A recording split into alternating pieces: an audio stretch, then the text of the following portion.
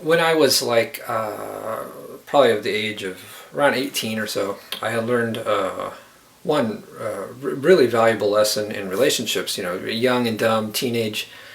You remember those early relationships? Yeah, working out the kinks and ridiculous, right? But I learned one thing, and it changed relationships from there out, and I also felt it bettered myself. But I learned that in relationships, there was one thing that was just destructive and damn well embarrassing. It ruined much of my relationships.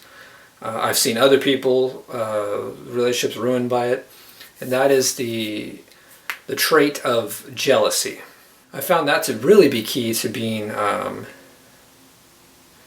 to doing my part anyways of being good in a relationship. Again, I was 18, but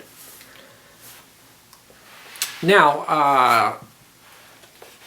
I'm going to read some words by Mark Twain, who pointed out one thing about God, the fictional character God.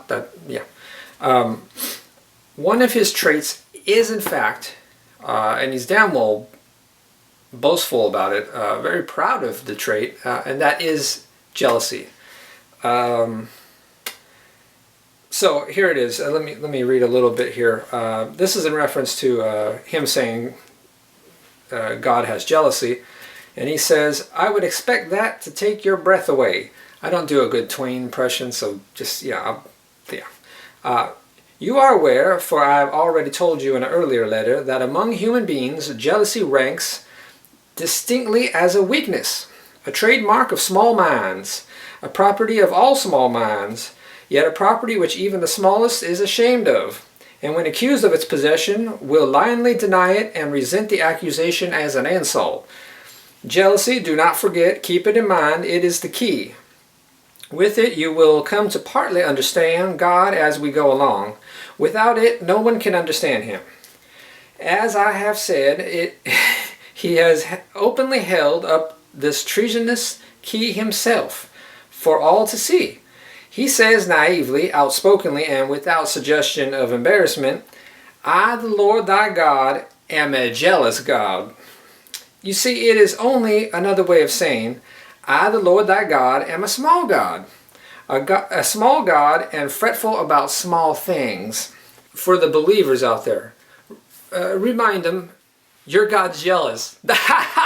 Oh, embarrassed. You believe you're all about some dude that's jealous, proud to be jealous, and you're like, that's my idol.